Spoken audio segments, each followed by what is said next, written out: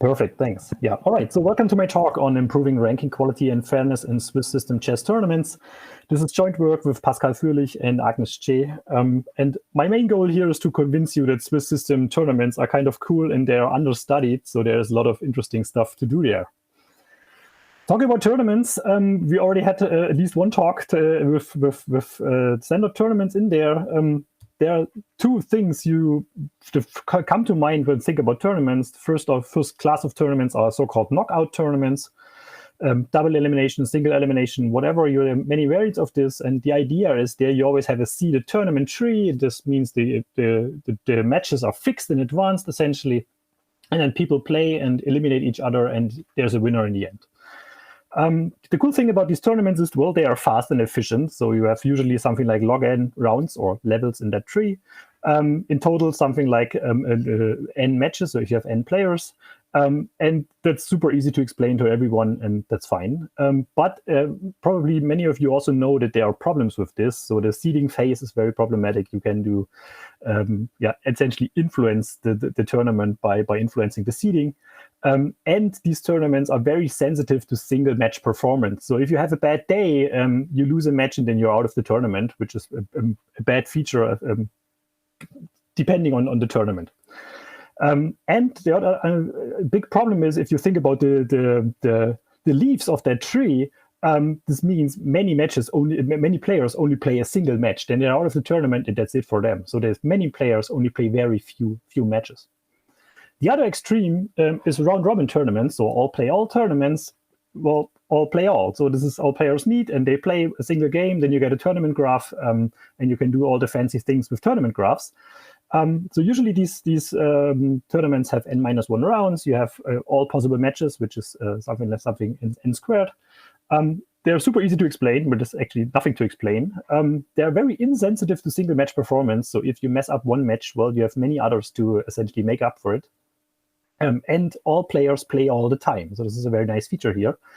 But on the side of the spectators, there are many boring matches, because you have many matches where top-ranked players have to play against the low-ranked players anyway, and you have to do that. And this is kind of boring for people to watch these matches.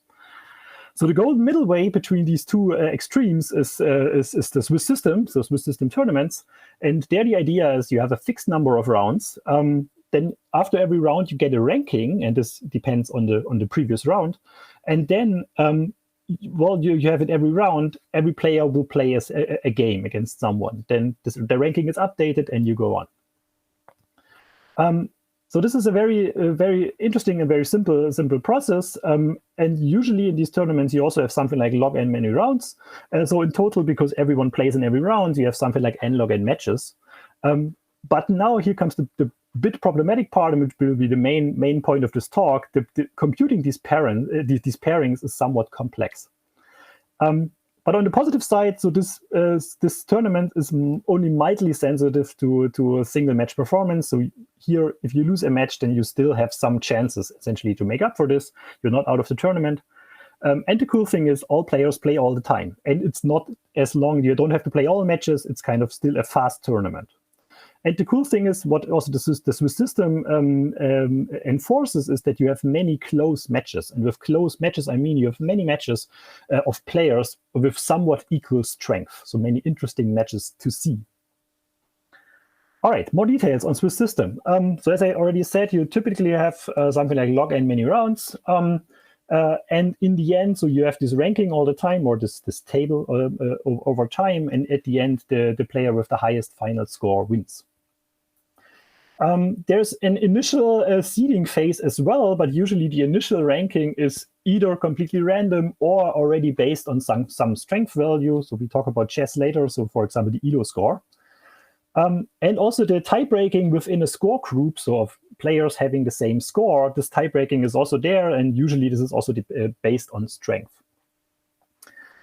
Then an important feature of Swiss systems is you will never repeat a single match, so you will always have new pairings there. And the idea is that the next opponent should have somewhat equal score to the score of the player. So you always play against equally strong players. There are many applications. The most famous one is chess, but it's also famous in badminton, and by now in almost all esports. So esports is booming, and many of them use Swiss systems. All right. Now the interesting part, the computing the pairings. So this is more complex because essentially the idea is you have to compute a new matching in every round with certain side constraints. And this is called, so the algorithm is usually called a pairing engine for coming up with these pairings for every round. And the idea is, well, you want to have, ideally, you want to have an opponent in the same score group. So if you have 5 points, then usually in the next round, you will also play against another player having 5 points at that point. And there are many ways to do this, essentially to how to allocate or how to match people within the same score group. And these systems, or these mechanisms are called pairing systems. There are 3 famous ones. One is called Bernstein, or also called slaughter pairing. There the idea is, well, the top player of a score group plays against the last player of that score group, then the second plays second to last, and so on. Another famous one is the Dutch system. They're essentially here in this idea, the top player plays against essentially the middle player. So player 1 plays against player 5, 2 against 6, and so on. Or the somewhat nice variant, you have top player playing against the second player, then third against fourth, and so on. So this is called Monrad. All right, so our application will be chess. So we have to introduce some more chess-specific features here. And chess-specific is that usually before a chess tournament, the strength of the players is somewhat well known. So they all have an ELO rating, and usually this is built up over years. So essentially we have a somewhat good proxy for the true playing strength here. And this is specific to chess, I would say. And also specific to chess is that the color balance is very important. So white starts the game, so usually white has an advantage, so you want to avoid that the player plays white all the time, for example. So this pairing engine not only has to figure out which matches to do, but also keep an eye on the color balance. Some dates, some data here. So the average chess tournament, so the average bigger international tournaments, something like 12 to 32 players, usually 5 to 7 rounds, and usually these players are somewhat of equal strength, so the maximum ELO difference is something between 400 and 800, which, well, the higher the tournament, the lower the strength difference usually. So if you look at the World Championship, that is very low, this difference. All right. And with chess, there's a big international chess federation, the FIDE, and they essentially have all set into stone how these tournaments should be run. So there's a huge declarative rule set for how to find these player pairings and how to run these tournaments and so on. It's just a huge document, and the organizers have to essentially follow this document. And if you look at it closely, then essentially they have 2 absolute pairing criteria. These are criteria they must be fulfilled. And the first thing is well, no 2 players meet twice. And the second one is that the color balance should be somewhat bounded. So this means in every round except the last one, the color balance of the opponent should be between -2 and 2. And here we count matches played with white minus matches played with black. And there are 2 more criteria, which are sort of soft constraints called quality pairing criteria. There the idea is, well, opponents should have an equal or similar score, and each player should have a balanced color distribution. So ideally, players should play white, black, white, black, white, black, and so on. This would be the perfect color distribution for each player. Okay, so what is known about Swiss system tournaments, and especially also chess Swiss system tournaments? And the surprising thing is, well, not much. So there are a few papers analyzing Swiss system tournaments in general, not only chess specific, but for example, this works by Chato. He analyzes different scoring rules. So essentially, how you whatever it doesn't matter if you give 1 point to a winner or 2 and so on, and then he looks at the impact of these things. On the chess side, there's an old paper where Olafsson already tried to implement essentially the FIDE rules from 1985 using a matching approach. This is also what we will do. But back then, the rules were very simple compared to what's happening now. And a bit more recent, Biro et al., they tried something similar with the current rules, but only a subset of them. And essentially, they really tried to stick to exactly what the FIDE says and to compute these pairings. And they managed to do this efficiently, but only for a subset. So they don't follow all the rules. The interesting part is they did not analyze the ranking quality of their pairing systems. Okay, so what does the FIDE actually do? So if you're running a tournament, there are sort of software which is endorsed by FIDE. There's 8 pairing engines that more or less are the state of the art here. And essentially, they all work with the Dutch pairing system. So this is the standard here. And a very frequently used open source one is an implementation by Birema et al. And this is called Dutch BBP. And this is also based on a maximum weight matching approach. But as I said, they are trying to do exactly what FIDE wants them to do. And this will be our comparison here. All right, our contribution. Our main contribution, well, we come up with a novel mechanism for the novel pairing engine, essentially, or a novel setting for computing these pairings. And the idea is we will not try to implement the strict FIDE rules. Instead, we will use our matching approach a bit more flexible, and essentially we simply try to enforce these criteria, so these absolute pairing criteria and these quality criteria here. And of course, then we compare with the state of the art, which is Dutch BBP here.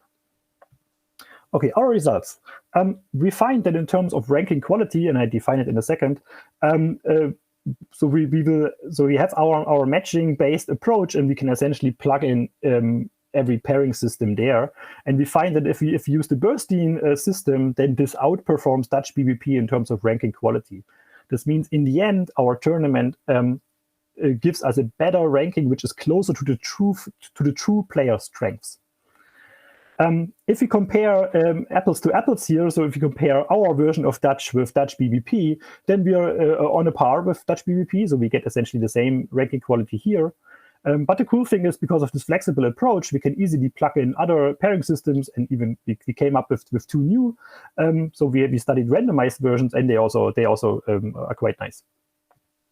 In terms of fairness, we actually improve over Dutch BBP. So in terms of color balance in the standard version, we are on a par with Dutch BBP. But in terms of how many matches we have within score groups, and this is essentially the main thing that we always want to have. We always want to have players matches within score groups. There we can beat Dutch BBP. But we can we even have more additional nice features. So because of this matching, this very flexible approach, we can even enforce a better color balance compared to, for example, Dutch BBP. So we can even enforce the perfect white, black alternating sequences here. And we find that we can do this with the same ranking quality. So we only lose a bit on the fairness side here, but on the how many matches in the score groups we get, but we can improve on the color balance here as well. And the cool thing is also this matching approach allowed us also to uncover why essentially our pairing system is better than Dutch BBP. And we have a nice measure where we can that nicely explains our results. Okay, our model. Well, the input for chess tournaments is, well, we have n players, we have an ELO rating here, and we have a true strength rating. And usually ELO is somewhat close to the true player strength here. And we have an enforced pairing system, which in our case is Bernstein, Dutch, Monrad, or random. We simply pair them randomly within the score group, or what we call random 2. We take the upper half and pair them against a random permutation of the lower half. And well, we considered various strength distributions, so how we choose the initial player strengths, strength ranges, maximum strength differences, and so on. We have a large sample size, so for each configuration, we simulated 100,000 tournaments, and then we investigated the results here. And for simulating these tournaments, we try to be as realistic as possible. And the cool thing is there is a probabilistic model by Milwang, who essentially collected data from 500-something thousand tournaments.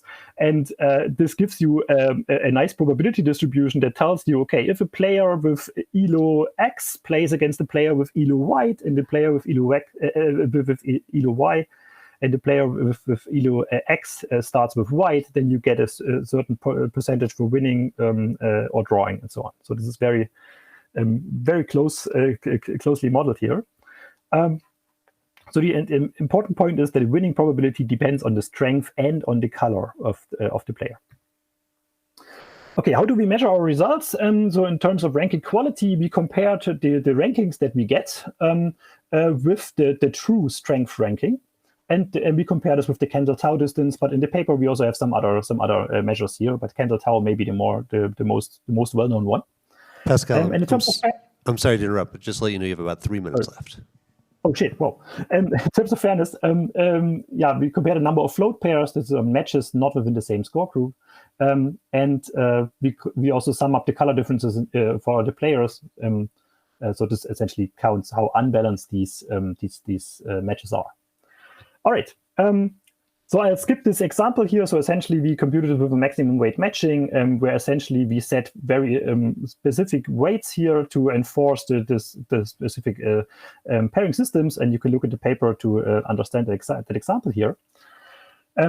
Regarding ranking quality, so this is one snapshot here, one representative picture, and you see here in terms of candle-tau distance. So the Burstein, so our version of Burstein outperforms everything essentially, and Dutch BBP and Dutch are on a par here in this setting. In terms of fairness, we find they are more or less the same. So this in terms of color balance here, so absolute color balance simply sums up the color balances of all players.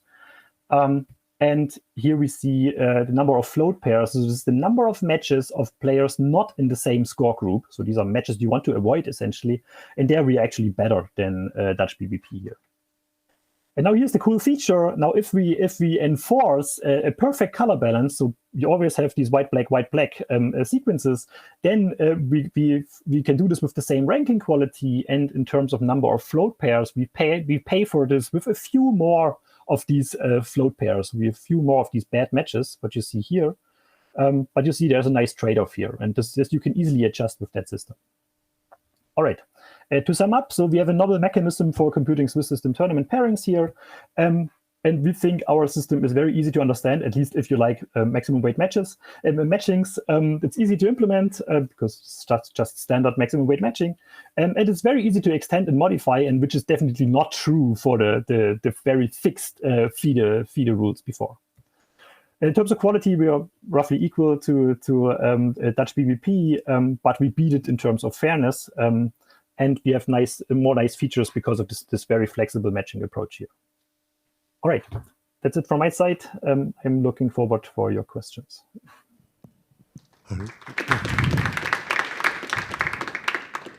I thank you, Pascal. You can't hear it, but the crowd is cheering wildly. Do we have any questions?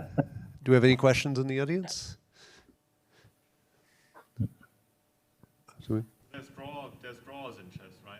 How does that? So the question is, there's draws, right? And so how do you account for draws? Yeah, we did. Well,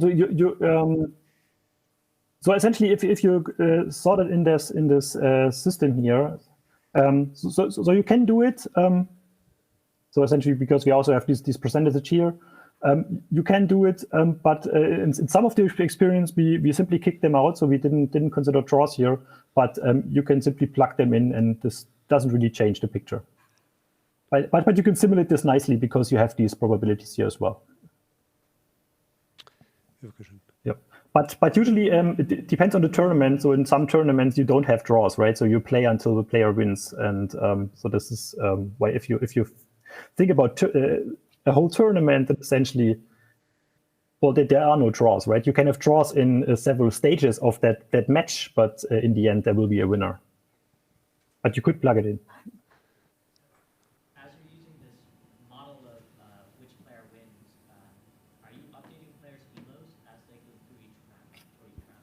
Good questions, but we don't. Yeah. So the question was that if we update ELOs over time, right? But we decided against this because usually in these tournaments this is also fixed in advance. So essentially the tie breaking is fixed in advance, and this is just the ELO rating at the start. And I'm not sure what happens if you update this over time. Probably interesting things may happen. But this is not done in official tournaments, so that's why we also didn't do it. I had a quick question. So color balance seems like a rough proxy designed to sort of as we approach the ranking. If you relax that, it doesn't seem like you would have to have that. Like, so for example, could you weight a win with a black and have differently than a win with a white and have more flexibility? Probably yes, but this would amount to changing the scoring, right? And probably you can do that. So there are in these works by Chato, he plays, I think, with these ideas, but we didn't try. But probably you can do it. Yeah. Okay, thank you very much, Pascal. You're welcome.